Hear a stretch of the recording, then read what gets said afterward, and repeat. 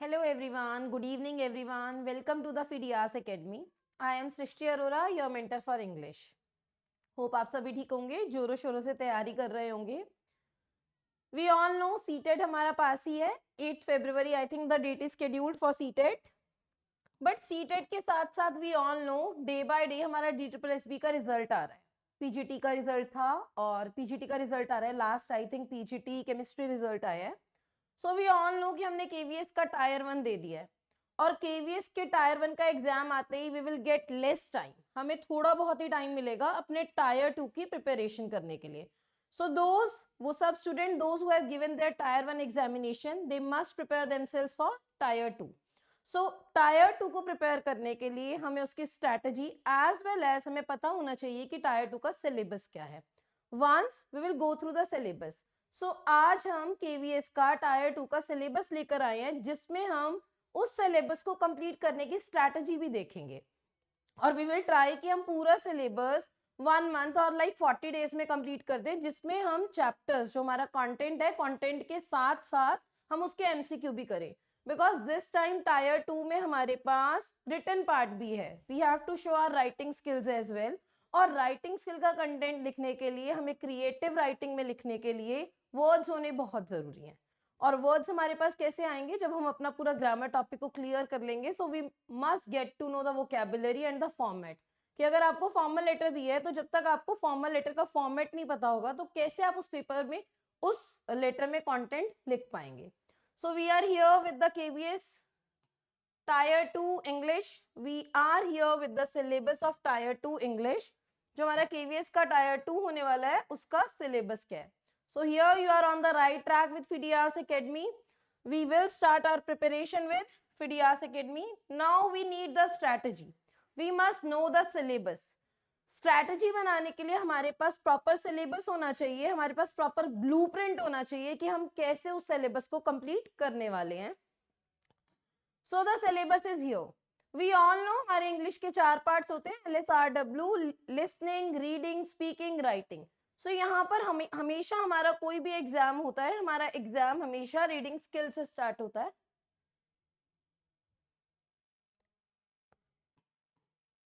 और reading skills अपने साथ पैसेज लेकर आती है. जब अभी हमने प्रिपरेशन सीटेट की कर रहे थे तो हमने बहुत सारे कॉम्प्रिहेंशन पैसेज किए हैं which are related to prose and pome.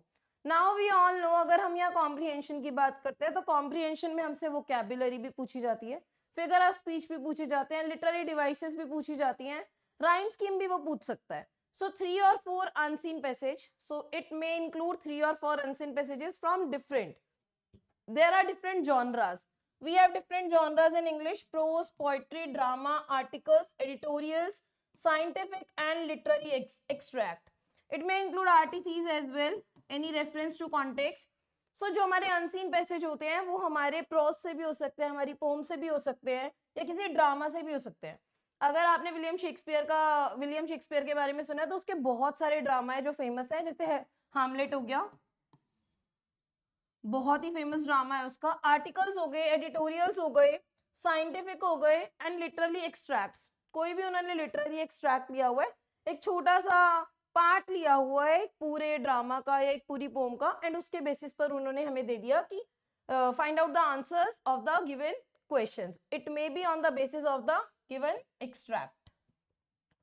Questions will test comprehension. Okay, that we all know the questions from the comprehension. Okay.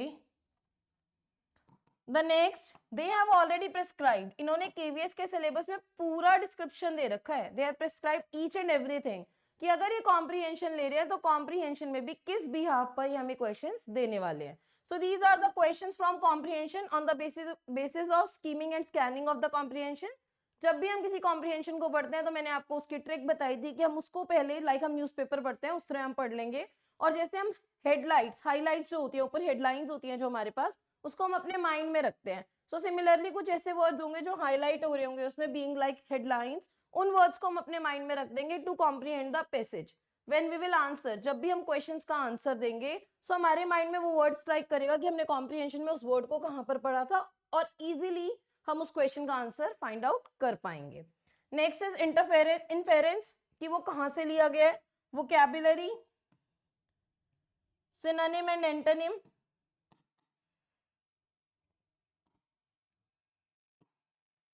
Tone हमने की थी लास्ट में जब हमने एक कॉम्प्रिहेंशन किया था जिसकी टोन रियलिस्टिक थी। जिस पोम में हमने डिस्कस किया था about the reality of life कि जो हमारा पास्ट है that is just a dream, हमारा जो फ्यूचर है it is a vision, we have to live our life now in present, so it will give us the tone. वो different जो tones होंगी वो हम पढ़ेंगे। इसमें एक वर्ड भी था साइनिकल, जब हमने उन टोन को डिस्कस किया था कि नेगेटिव टोन जो होती है। Rhetorical devices, rhetorical devices it is related to figure of speech only, कि जो आपका कॉम्प्रीहेंशन है उस कॉम्प्रीहेंशन के अंदर क्या टोन दी गई है, क्या literary devices, there are so many words. कुछ ऐसी फिगर ऑफ स्पीच होती है जो हमारी पोम में यूज होती है, बट बहुत सारे ऐसी लिटरेरी टर्म्स होती हैं। There is a word literary terms. एक तो हमारी फिगर ऑफ स्पीच होती है, वो स्पीच जो हमारी डिवाइसेस यूज हुई हैं हमारी पोम में, लेकिन कुछ हमारी लिटरेरी टर्म्स होती हैं। टर्म्स जो होती है वो हमारी प्रोज से, ड्रामा से, इनसे रिलेट करती है, जिसमें बहुत सारे वर्ड्स होते हैं। See there is a word ode. Ode एक ऐसी पोम होती है जो किसी की प्रेज में लिखी जाती है। सी ये बहुत सारे हमारे जो होते हैं ना, it is related to our English only, इसमें आपका बहुत कुछ आ सकता है। ओड, ओड जो होती है किसी की प्रेज में लिखी जाती है। सोनेट्स, सोनेट्स एक पोम होती है, 14 लाइंस की पोम होती है। इसको लिखने के डिफरेंट डिफरेंट मेथड्स होते हैं। इसको लिखने का मेथड होता है शेक्सपियर ने जैसे इसको लिखा है, शेक्सपियर 4-4-4-2, इट मींस 4-4-4 लाइंस के इसने स्टेंजास लिए हैं जिसको हम क्वार्टरेंस कहते हैं, and last is couplet 2 lines का, सो दे हैव डिफरेंट पैटर्न। अब शेक्सपियर का पैटर्न ये था। सिमिलरली अगर आपने विलियम वर्ड्सवर्थ को पढ़ा है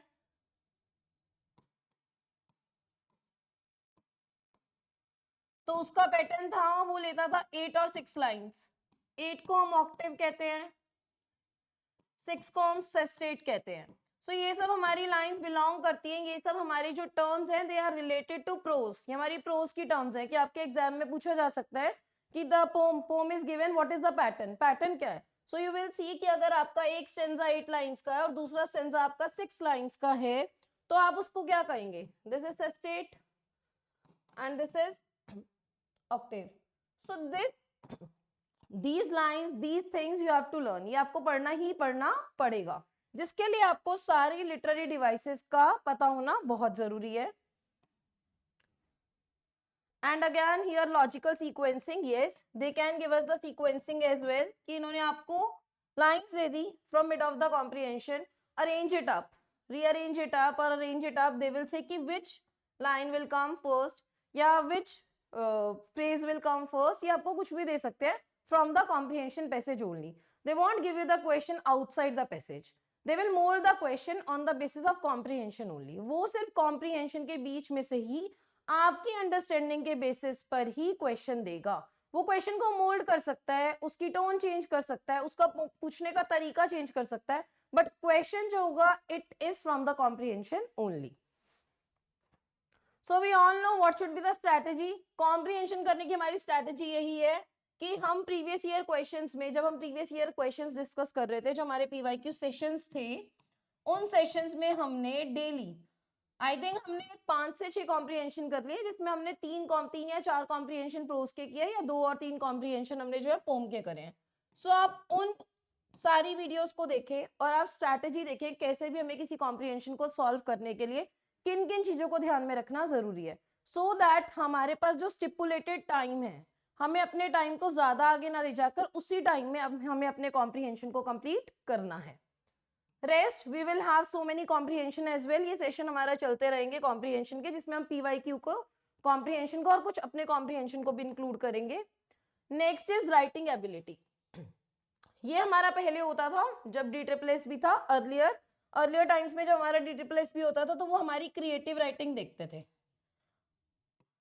अब क्रिएटिव राइटिंग लिखने के लिए suppose I am telling you कि आप मुझे किसी भी टॉपिक पर एक एस्से लिखकर दिखाओ, निबंध लिखकर दिखाओ, एस्से लिखकर दिखाओ। सो एस्से लिखने के लिए आपके पास वर्ड्स का होना बहुत जरूरी है। अब वर्ड्स कहाँ से आएंगे, वोकैबुलरी से आएंगे, आपके पास अगर सेट फॉर्मेट है, आपके पास सेट वर्ड्स हैं किसी भी राइटिंग स्किल को लिखने के लिए, so obviously you can attempt the question, तो आप क्वेश्चन को अटेम्प्ट कर पाएंगे। अब इसके लिए आपको राइटिंग स्किल के लिए फर्स्ट सी द टॉपिक्स, क्या क्या टॉपिक्स हैं?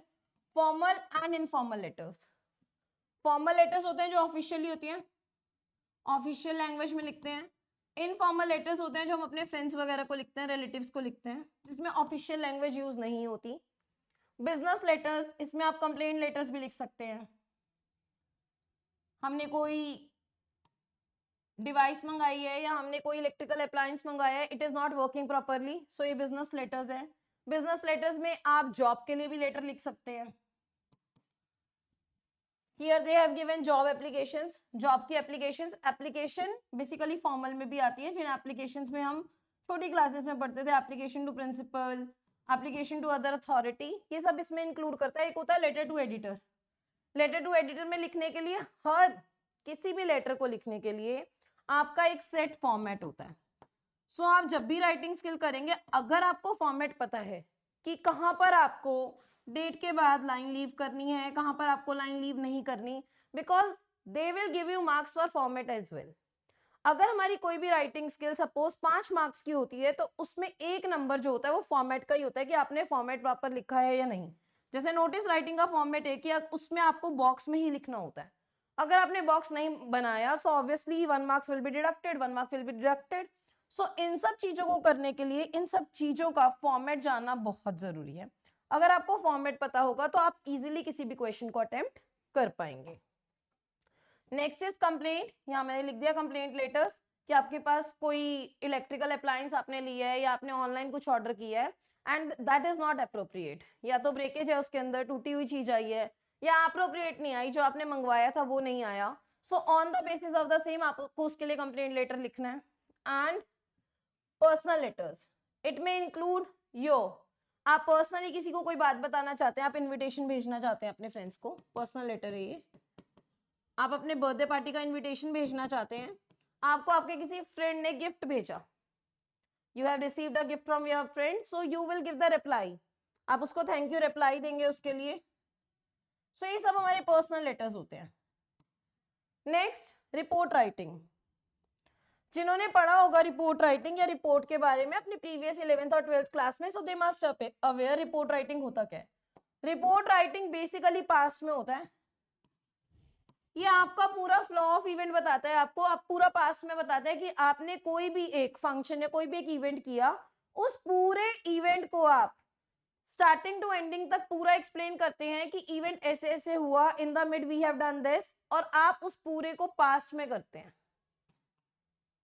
सब में एक इंट्रोडक्टरी और कंक्लूडिंग लाइन होती है।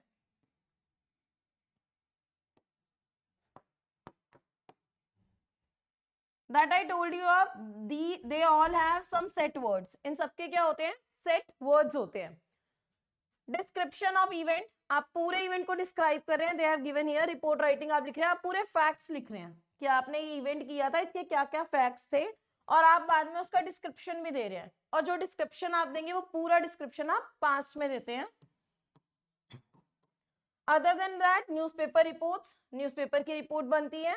एनालिटिकल रिपोर्ट्स, नोटिस इंफॉर्मेटिव होते हैं जो हमारे स्कूल में भी बनते हैं।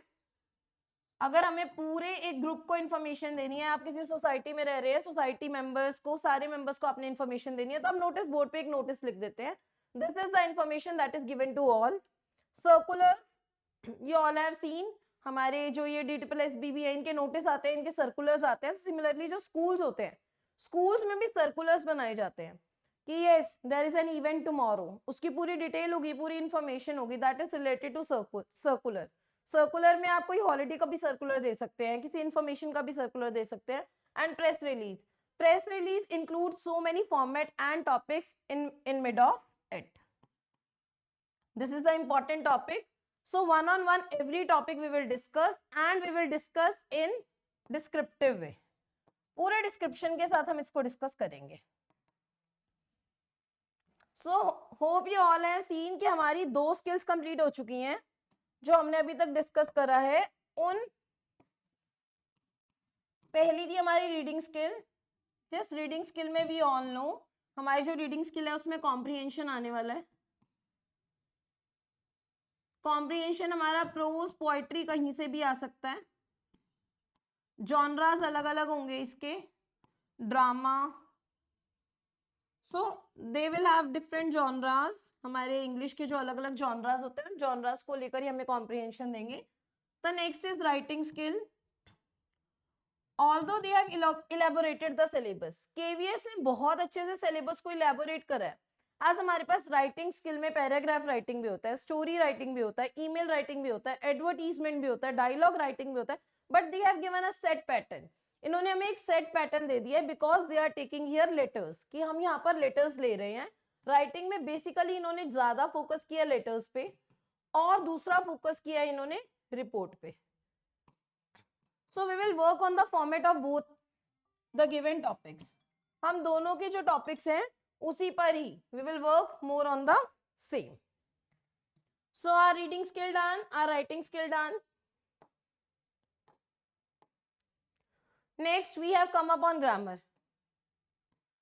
अभी तक हमने 2-3 क्लासेस अटेंड किए हैं जिस क्लास में हमने ग्रामर के बारे में ही, ग्रामर के टॉपिक्स को ही डिस्कस किया है, but here they have given us prescribed grammar. अब ग्रामर के हमारे बहुत सारे टॉपिक्स होते हैं, बट जो ग्रामर के टॉपिक्स होते हैं वो इंटर रिलेट करते हैं, वो एक दूसरे से इंटर रिलेट करते हैं। कुछ टॉपिक्स ऐसे होते हैं कि अगर आपको ये बेसिक ये वाला टॉपिक आ गया तो इसके बेसिस पर आप और जो आगे वाले टॉपिक्स हैं उनको इजीली कवर कर सकते हैं। Suppose here parts of speech, जो हमारी 8 पार्ट्स ऑफ स्पीच है ये सारी एक दूसरे से कनेक्टेड है। Nouns, once you will get to know the nouns, nouns क्या होते हैं हमारे नेमिंग वर्ड्स। प्रोनाउंस क्या होते हैं जो नाउन को रिप्लेस करते हैं। एडजेक्टिव क्या होते हैं जो नाउन और प्रोनाउन को डिस्क्राइब करते हैं। एडवर्ब्स क्या होते हैं जो एडजेक्टिव्स को डिस्क्राइब करते हैं और वर्ब्स को डिस्क्राइब करते हैं। वर्ब्स क्या होते हैं, दे आर एक्शन वर्ड। अब आपने देखा ये सब एक दूसरे से कनेक्टेड है, अगर आप ध्यान से देखें तो ये सब एक दूसरे से कनेक्टेड हैं। जैसे हमारे नाउन्स कनेक्ट हो गए प्रोनाउन से, प्रोनाउंस और नाउन्स दोनों कनेक्ट हो गए एडजेक्टिव से। नाउ एडजेक्टिव के साथ आपकी आ गई वर्ब, ये दोनों आपके कनेक्ट हो गए एडवर्ब से। रेस्ट प्रेपोजिशन, प्रेपोजिशन आपके कनेक्ट हो गए नाउन से, क्योंकि ये पोजीशन बताते हैं हमें नाउन की। सिमिलरली नेक्स्ट हमारा इसमें आता है conjunctions.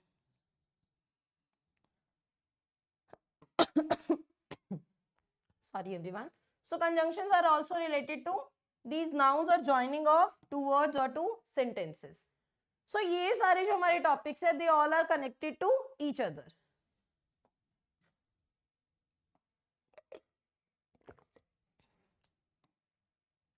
So let's see here.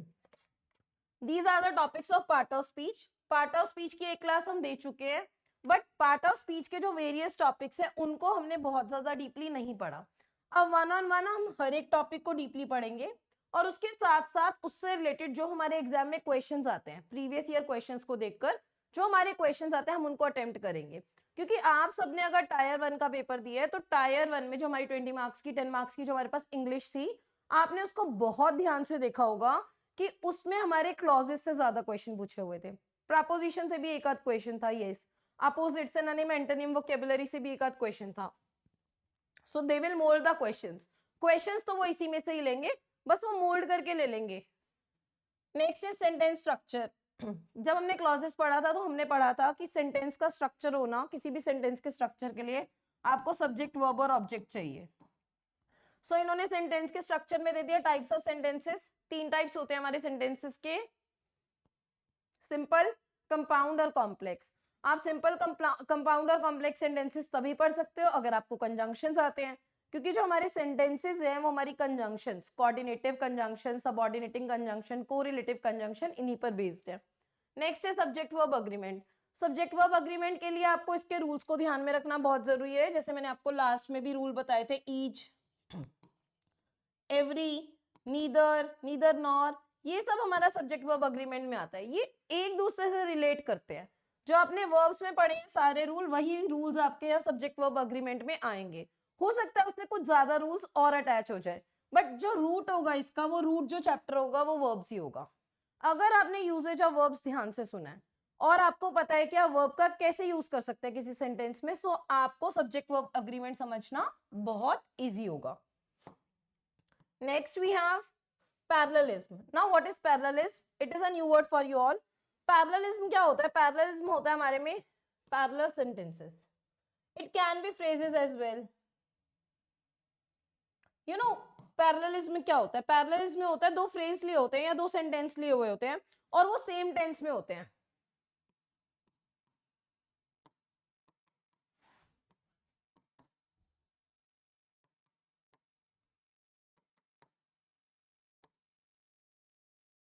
You know, see here, we all like to read, write and learn. So here, आप read जो है, that is verb first form, base form है. Write is also base form and learn is also base form. So आप में जो sequence चल रही है, वो आपका जो tense चल रहा है, वो पूरे तीनों verbs में जो है, वो simple present tense ही चल रहा है. Suppose इसमें आप ing ले लेते हो.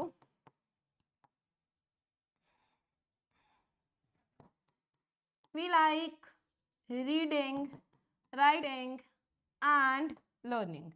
So आपने देखा, आपने इसमें क्या लिया? आपने इसमें जो टेंस लिया वो आईएनजी लिया, प्रोग्रेसिव टेंस लिया है आपने, और आप देख रहे हैं ये पैरेलल चल रहे हैं। अगर आपका पहला जो टेंस है, पहला जो एक्शन वर्ड है वो आईएनजी फॉर्म में है, तो नेक्स्ट भी आईएनजी फॉर्म में ही है। I saw, I heard, I got shocked. So इसमें सब आपने पास्ट में लिया है। सो ऐसा कोई भी फ्रेज या डिफरेंट सेंटेंसेस भी हो सकते हैं, वर्ड्स भी हो सकते हैं, they are in the same tense. Action words हो सकते हैं, they are in the same tense. Hope you all have understood. मैंने आपको बेसिक तो सारे टॉपिक्स का बता दिया। Parallelism. Next is sentence connector. Sentence connector हमारे क्या होते हैं? ये हमारी कंजंक्शंस होती हैं। It is related to conjunctions only. इसमें बस कुछ रूल्स आ जाते हैं जिन रूल्स को हमें ध्यान में रख के, जैसे हमने रूल किया था लेस्ट के साथ हमेशा शुड ही लगता है। सो ये सब हमारे रूल्स आ जाते हैं। नो सूनर के साथ हमेशा देन लगता है, जिनके लिए आपको ये बेसिक रूल्स को पढ़ना बहुत जरूरी है। टेंसेस और देयर यूजेज। टेंसेस अभी मैंने लास्ट की 2 क्लासेस में बताया था, और मैंने आपको रिकॉग्निशन बताया था कि कैसे आप उसका यूज कर सकते हैं। आपको कंफ्यूज करने के लिए वो गलत टेंस यूज करके देगा और आपको कहेगा कि आप इस सेंटेंस में एरर ढूंढिए कि बेसिकली एरर कहाँ है। अगर आपने टेंसेस के सारे रूल्स को ध्यान से पढ़ा है तो आप इजीली उस एरर को फाइंड आउट कर पाएंगे। Active and passive voice. Active and passive voice totally आपका टेंसेस पर डिपेंडेंट है। अगर आपको टेंसेस के रूल्स आते हैं तो आप इजीली इस टॉपिक को कर पाओगे। Sequence of tenses. जब मैंने टेंसेस पढ़ाया था तो मैंने उसमें सीक्वेंस ऑफ टेंसेस बताया था, जिसमें हमारी एक्सेप्शंस थी। आपको याद हो जिसमें इन्होंने कहा हुआ था कि अगर हमारा स्टार्टिंग यूनिवर्सल ट्रुथ है तो we don't care about the same. अगर हमारा जो प्रिंसिपल क्लॉज है वो बेशक पास्ट में होगा, हम उसके लिए अपने यूनिवर्सल ट्रुथ को पास्ट में नहीं करेंगे। सो ये सब हमारे सीक्वेंस ऑफ टेंसेस में आते हैं। Reported speech is totally based on tenses. आपने टेंसेस पढ़ा है, क्योंकि आपको जो कन्वर्जन होता है, अगर आप एक्टिव पैसिव वॉइस कर रहे हैं, एक्टिव को आप पैसिव में कन्वर्ट कर रहे हैं, आप डायरेक्ट इनडायरेक्ट स्पीच कर रहे हैं, सो आप डायरेक्ट को इनडायरेक्ट में कन्वर्ट कर रहे हैं, तो आप इस चीज को देखिए कि आपको उसमें टेंसेस के रूल को पता होना बहुत जरूरी है, क्योंकि जो आप चेंज कर रहे हैं वो on the basis of rules of tenses ही कर रहे हैं। Next we have come up here clauses. Clauses, ये सबऑर्डिनेट क्लॉज दिया हुआ है इन्होंने। हमारे जो सबऑर्डिनेट क्लॉज होते हैं, 2 ही क्लॉज होते हैं, प्रिंसिपल क्लॉज और सबऑर्डिनेट क्लॉज। और जो हमारे सबऑर्डिनेट क्लॉज होते हैं उसके 3 पार्ट्स हैं, noun, adjective and adverb clause. इस क्लॉज की क्लास में आपको दे चुकी हूँ, जो सुनी आपको यूट्यूब पे मिलने ही वाली है। We will upload the same. तो आप जब उसको देखेंगे तो आपको पता चल जाएगा बेसिक क्लॉज का क्या होता है। कॉमन एरर, ये तो आपने हर एग्जाम में देखा होगा। ये जो आपका एरर है ये आपका हर चीज से रिलेट कर सकता है। उन्होंने पैसिव वॉइस में एक सेंटेंस लिख दिया और उन्होंने कहा कि what is error in the sentence. उन्होंने एक एक्टिव वॉइस में आपको सेंटेंस दिया और उन्होंने कहा the passive voice of this sentence is written this, so tell me the error is in which part. तो अगर आपको रूल्स पता होंगे, आपको टेंसेस पता होंगे और आपको कन्वर्जन पता होगा कि एक्टिव वॉइस को आप पैसिव वॉइस में कैसे चेंज करते हैं, तो आप इजीली उसको चेंज करके एरर फाइंड आउट कर लेंगे। एरर अभी इन्होंने कहां से दिया? आर्टिकल से, preposition, modifiers, redundancy and word order. Word और ऑर्डर में कॉमन एरर क्या होगा? जो हमें सेंटेंसेस देते हैं, अनस्क्रैम्बल। आपको जिसको स्क्रैम्बल करना होता है, अनस्क्रैम्बल करना होता है। Editing and proof reading. अब एडिटिंग एंड प्रूफ रीडिंग में ऑब्वियसली क्या देंगे? कुछ एरर दे देंगे। इस लगा देंगे, इसको आपको एडिट करके वॉज लिखना होगा, उसकी प्रूफ रीडिंग आप करेंगे। Error detection, sentence correction, sentence correction में सेम कि इन्होंने 4 दे दिए हमें ऑप्शंस और इन्होंने बताया बताओ किस पार्ट में एरर है। एंड ट्रांसफॉर्मेशन, अब ट्रांसफॉर्मेशन क्या होगा? ट्रांसफॉर्मेशन इज बेसिकली हमें सेंटेंस दे देते हैं, सपोज इन्होंने हमें एक पॉजिटिव सेंटेंस दिया, he is playing in the garden, so transformation में कहेंगे इसको नेगेटिव में चेंज कर दो। So what is negative? He is not playing in the garden. Again they can say इसको इंटेरोगेटिव में चेंज कर दो, is he playing in the garden. So similarly आपको ट्रांसफॉर्मेशन जो है वो टाइप्स में भी दे सकते हैं, सिंपल, कंपाउंड एंड कॉम्प्लेक्स। सो आपने देखे कि हमें इन सारे टॉपिक्स को इंक्लूड करना है। अगर हमें इन सारे टॉपिक्स को इंक्लूड करना है तो इन सारे टॉपिक्स को इंक्लूड करने के लिए हमें अपनी स्पीड को भी उसी अकॉर्डिंग करना होगा। अगर हम स्पीडली इन सब टॉपिक्स को करेंगे, so we all got to know कि टायर 1 का जब हमारा रिजल्ट आ जाएगा and we will get the date for tier 2, और हमने पहले से ही सारे सिलेबस को कर रखा होगा। सो हमें क्या करनी होगी उस टाइम? ब्रीफ रिवीजन करनी होगी, because we all are prepared. हमें सारे रूट, सारे टॉपिक्स के बारे में सब कुछ पता होगा। उस टाइम पर हमारे पास सिर्फ एक ही काम होगा कि हमें रिवीजन करनी है, हमें एमसीक्यू करने हैं, और जैसे जैसे हम एमसीक्यू को सॉल्व करते जा रहे हैं और हमारे जितने आंसर्स करेक्ट हैं वो हमें हमारा बताएगा कि हमारी कितनी प्रिपरेशन है और हम किस टॉपिक के लिए कितना तैयार हैं। Hope you all have seen the syllabus. आप सबने सिलेबस देखा होगा, इससे आपको आपकी स्ट्रैटेजी भी पता होगी कि आपने कैसे, इससे आपको पता चला होगा कि कैसे आपको अपना केवीएस टायर 2 के लिए प्रिपरेशन करना है। सो surely this video will help you आप टू प्रोवाइड द सिलेबस। सबसे पहले तो ये आपको सिलेबस प्रोवाइड करने में हेल्प करेगी। उसके बाद इस वीडियो ने आपको बताया कि कैसे कैसे आपको क्या स्ट्रैटेजी को फॉलो करके अपने टायर 2 के लिए प्रिपेयर करना है।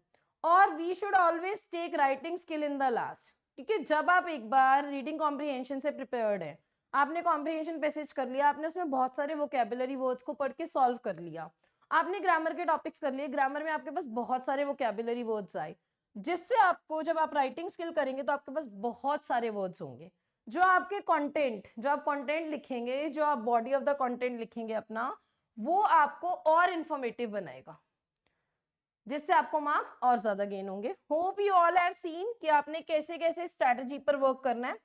So surely we will start our preparation soon on KVS Tier 2. Hope you all will be prepared for the same as well. Start your preparation with us. Thank you for joining the session. Hope you all liked the session. You all got to know what is the basic syllabus for KVS Tier 2. Thank you everyone.